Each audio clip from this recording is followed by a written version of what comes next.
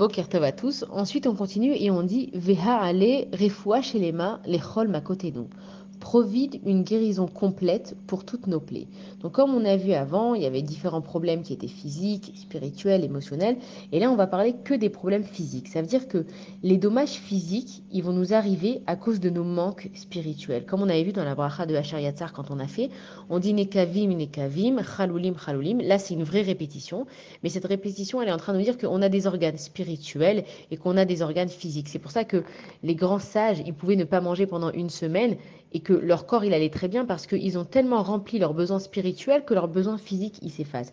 Mais pour nous autres qui ont des besoins physiques très importants, c'est que dans ce monde, quand on va avoir des épreuves et que ça va attaquer notre physique, il faut qu'on mette les choses à leur bonne proportion. Ça veut dire que l'intensité de l'épreuve, elle va dépendre de nous.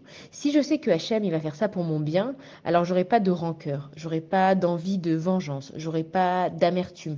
Je vais pas être rongée par une situation. Et on sait des fois qu'il y a des situations qui sont tellement dures pour nous à supporter qu'on se ronge vraiment de l'intérieur et on a mal à la tête et on a mal au ventre et on a mal au dos et on a mal de partout et on nous explique que ces choses-là, ton corps en fait, il réagit à tes émotions et que si tu arrives à contrôler tes émotions en te disant que ça vient d'Hachem, alors il faut comprendre que quand quelqu'un il va nous faire du mal, c'est que cette personne-là, ça a été un envoyé de Dieu. Cette personne-là, c'est pas que elle a été envoyée de Dieu et elle fait ce qu'elle veut. Non, ça veut dire que cette personne-là, elle a décidé de faire du mal.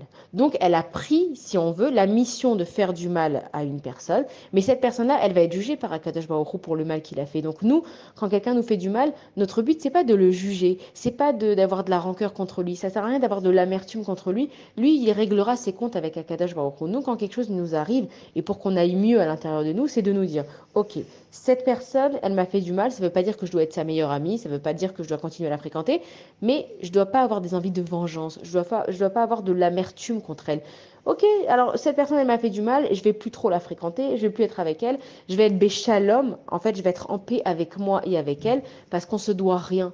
Elle réglera ses comptes avec Dieu, mais moi, il faut que je comprenne que c'est dommage quand une situation, elle vient sur moi et que je me ronge de l'intérieur et que j'ai mal de partout, je suis en train de m'abîmer physiquement. Et donc, on dit, Veha ale refoua shelema, Hachem, provis de nous une guérison complète pour toutes nos plaies, que on comprenne exactement ce qui nous arrive et qu'on sache exactement où mettre nos émotions. Ne pas mettre nos émotions dans la rancœur et dans l'amertume, mais de mettre nos émotions dans la teshuva et dans comment je vais m'en sortir en faisant mieux. Et grâce à ça, on arrive à avancer dans nos vies.